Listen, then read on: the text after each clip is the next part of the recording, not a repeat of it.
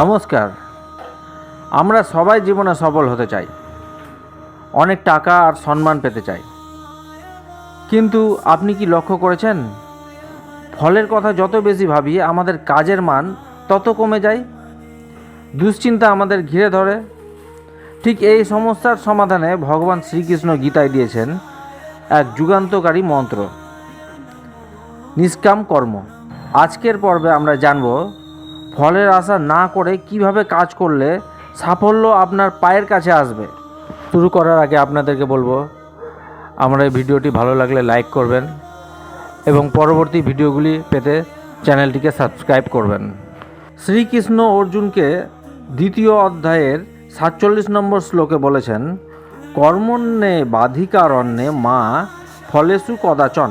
অর্থাৎ তোমার অধিকার শুধু কর্মে, ফলে নয়। আমরা বেশিরভাগ সময় কাজ শুরু করার আগেই ভাবি, আমি কি পাস করব, চাকরিটা কি পাবো, ভিডিওটা কি ভাইরাল হবে। কৃষ্ণ বলেছেন, এই ফলের দুশ্চিন্তায় আপনার কাজের সবচেয়ে বড় বাধা। যখন আপনি ফলের চিন্তা ছেড়ে পুরোপুরি কাজে ডুবে যান, তখনই আপনার কাজ নিখুঁত হয়। অনেকেই মনে করেন ফলের আশা না করা মানে হলো লক্ষ্যহীনভাবে কাজ করা, কিন্তু আসলে তা নয়। নিষ্কাম কর্ম মানে হলো লক্ষ্য থাকবে স্থির, কিন্তু কাজের সময় মনে থাকবে কেবল কাজ। যখন আপনি ফলের মায়া ত্যাগ করে কাজ করেন, তখন ব্যর্থতার ভয় আপনাকে স্পর্শ করতে পারে না।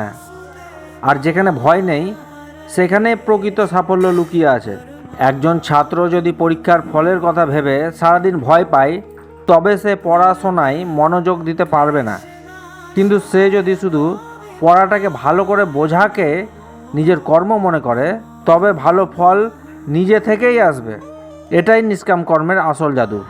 আপনি কি ফলের চিন্তায় নিজের বর্তমান সময় নষ্ট করছেন? আজ থেকে এই অভ্যাস বদলে ফেলুন। শুধু নিজের সেরাটা দিন, বাকিটা ঈশ্বরের ওপর ছেড়ে দিন। পরবর্তী পর্বে আমরা জানব স্থিরপ্রজ্ঞ হওয়া বা কঠিন পরিস্থিতিতেও কিভাবে শান্ত থাকা যায়। ভিডিওটি ভালো লাগলে শেয়ার করুন এবং কমেন্টে লিখুন কর্মই ধর্ম। এবং গীতার পরবর্তী ভিডিওগুলি পেতে আমার এই চ্যানেলটি সাবস্ক্রাইব করতে একদমই ভুলবেন না। ধন্যবাদ।